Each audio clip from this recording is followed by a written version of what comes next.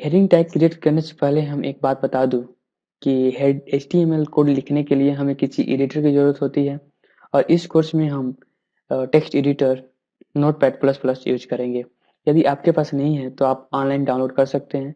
Download करने के लिए आप ब्राउज़र पे जाइए और यहाँ एड्रेस बार में www.google.com टाइप कीजिए और ओपन कीजिए। यहाँ पे गूगल की जो साइट है वो ओपन हो गई और यहाँ हमें नोटपैड++ कीवर्ड टाइप करना है और सर्च कर देना है। सर्च करने पे ये रिजल्ट आ गया। यहाँ पहले वाले लिंक पे हमें क्लिक करना है।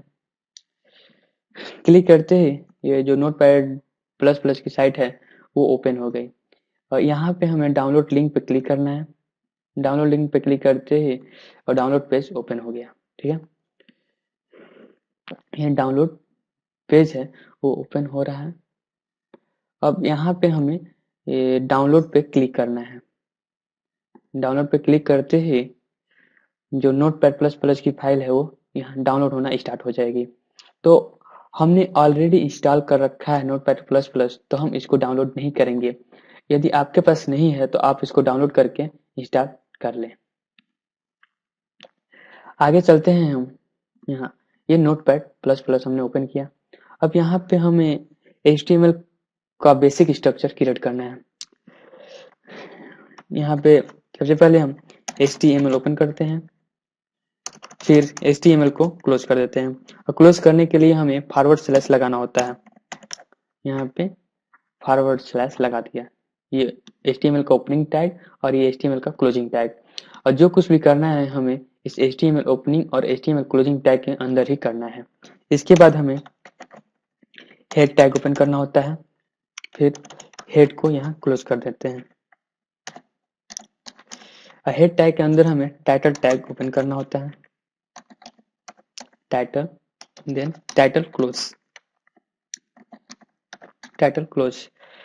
अब टाइटल में हम कुछ टाइटल दे देते हैं, जैसे कि माई फर्स्ट वेब पेज। ठीक है, और फिर हेड के बाद है body tag. Body tag, body tag open और बॉडी टैग क्लोज। बॉडी में जो चीज हम लिखते हैं बॉडी टैग के अंदर, वो हमारे ब्राउजर के मेन स्क्रीन पे शो होता है, और जो हम टाइटल टैग के अंदर लिखे हैं वो ब्राउजर के टाइटल बार में शो होता है। ठीक है, तो हम ये HTML का बेसिक स्ट्रक्चर जो है हमने क्रिएट कर लिया। इसको सेव करते हैं। सेव करने के लिए Ctrl+S कीजिए और यहाँ पे एक विंडो ओपन हो गई। यहाँ पे ये पूछा जा रहा है कि हम अपनी फाइल को कहाँ सेव करना चाहते हैं, तो हम इसको डेस्कटॉप पे सेव करना चाहते हैं। डेस्कटॉप पे हमने HTML ट्रेनिंग नाम का फोल्डर बनाया है, हम HTML ट्रेनिंग नाम के फोल्डर के अंदर सेव करेंगे। ठीक है, यहाँ पे हम अपनी फाइल को नाम देते हैं हेडिंग। ठीक है, और प्रीवियस लेसन में हम पढ़े थे कि HTML फाइल सेव करते समय हमें .htm या .html देना होता है, तो हम अपने फाइल का एक्सटेंशन .html दे देते हैं और सेव बटन पे क्लिक कर देते हैं। अब अपनी फाइल को रन करने के लिए यहाँ पे जो ये टैब दिख रहा है, यहाँ रन पे क्लिक करके आप जिस ब्राउजर में चाहते हैं उस ब्राउजर पे कर सकते हैं। जैसे कि हम लॉन्च इन क्रोम, यहाँ पे डायरेक्ट इसको हम रन करा दे रहे हैं। देखिए यहाँ पे हमारी फाइल जो है वो ओपन हो रहा है।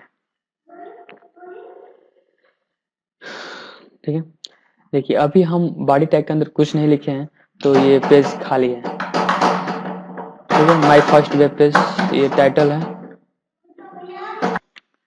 तो ये कुछ शो नहीं कर रहा है, और टाइटल टैग के अंदर जो लिखे थे वो यहाँ टाइटल बार में शो हो रहा है। ठीक है, तो आइए हम इसको चेक करते हैं। ये तो हो गया मतलब पहला तरीका अपने कोड को रन करने के लिए। और दूसरा तरीका ये है कि आप जहाँ फाइल सेव किए हैं, जैसे कि हम यहाँ डेस्कटॉप पे सेव किए थे HTML ट्रेनिंग, इसके अंदर है हेडिंग और इस पर डबल क्लिक करके हमने इसको ओपन कर लिया। देखिए ये सेम रिजल्ट शो हो रहा है क्योंकि ये सेम फाइल है, बस हम इसको दो तरीके से ओपन किए हैं। तो हम एक को क्लोज कर दे रहे हैं। यहाँ पे आके एक और बॉडी टैग के अंदर हम एक एट्रीब्यूट सेट करते हैं। ठीक है, जो कि है बिजी कलर। बिजी कलर का मतलब होता है बैकग्राउंड कलर, और equal to double inverted commas. यहाँ पे हम इसको वैल्यू देते हैं स्काई ब्लू और इसको सेव कर लेते हैं। सेव करने के बाद इसको हम रन कर लेते हैं, हम ब्राउजर पे आते हैं और इसको रिफ्रेश करते हैं। ये देखिए जो हमने एट्रीब्यूट सेट किया और उसका वैल्यू स्काई ब्लू दिए, तो ये हमारे बैकग्राउंड का कलर जो है वो चेंज हो गया, मतलब स्काई ब्लू हो गया। अगर हम इसको किसी और कलर देते हैं जैसे कि पिंक और यहाँ के रिफ्रेश करते हैं, ये देखिए हमारा ये पिंक कलर में कन्वर्टेड हो गया। ठीक है, तो आइए हम अब हेडिंग टैग क्रिएट करते हैं। यहाँ H1 का मतलब होता है heading 1, H1 open then H1 close. जो H1 होता है वह सबसे बड़ा हेडिंग होता है। ठीक है, दिस इज हेडिंग 1 और इसके हेडिंग 1 के बाद होता है हेडिंग 2। हेडिंग 1 से थोड़ा सा छोटा हेडिंग 2 होता है और फिर होता है हेडिंग 3।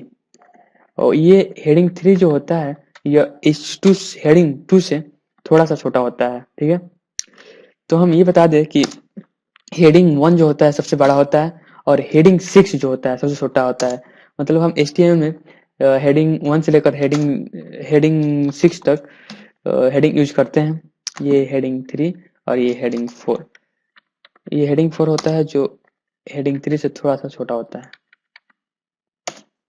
और इससे छोटा हेडिंग 5 होता है। हेडिंग 5, यहाँ पे हेडिंग 5 को क्लोज कर देते हैं, कंट्रोल, और फिर ये हमारी लास्ट हेडिंग है H6। यहाँ पे H6 हम इसको सेव कर लेते हैं और ब्राउजर में आके रिफ्रेश करते हैं। यहाँ रिफ्रेश किया, ये देखिए ये रिजल्ट आ गया। ये सबसे बड़ा वाला हेडिंग जो है ये हेडिंग 1 है और उससे छोटा हेडिंग 2 है और उससे छोटा हेडिंग 3 है और उससे भी छोटा हेडिंग 4 और इससे भी छोटा हेडिंग 5 और सबसे छोटा हेडिंग 6 है। तो जो H1 होता है सबसे बड़ा हेडिंग होता है और जो H6 होता है वो सबसे छोटा हेडिंग होता है। और ये देखिए जब हम इसको रिजल्ट मतलब जब इसको रन किए तो ये इधर ना आकर मतलब राइट साइड में ना आकर ये लेफ्ट साइड में आया है। तो हम ये डिफॉल्ट जो होता है लेफ्ट साइड में ही रिजल्ट आता है। अगर इसको हम सेंटर में अलाइन करना चाहते हैं या राइट में अलाइन करना चाहते हैं तो हमें यहाँ पे एक एट्रीब्यूट सेट करना होता है। जैसे कि हम S1 को सेंटर में अलाइन करना चाहते हैं, यहाँ पे एक एट्रीब्यूट है अलाइन इज इक्वल टू, हम इसको देते हैं वैल्यू, ये अलाइन एट्रीब्यूट और इसको वैल्यू देते हैं सेंटर और इसको सेव कर लेते हैं। और सेव करने के बाद यहाँ पे आते हैं रिफ्रेश करते हैं तो ये देखिए जो हेडिंग 1 है मतलब ये हेडिंग 1 है वो सेंटर में अलाइन हो गया। अगर हम इधर राइट में अलाइन करना चाहते हैं तो जैसे कि मान लीजिए हम हेडिंग 2 को राइट में अलाइन करना चाहते हैं तो इसके लिए H2 पे एट्रीब्यूट सेट करते हैं अलाइन इज इक्वल टू, यहाँ पे इसके बाद देते हैं राइट।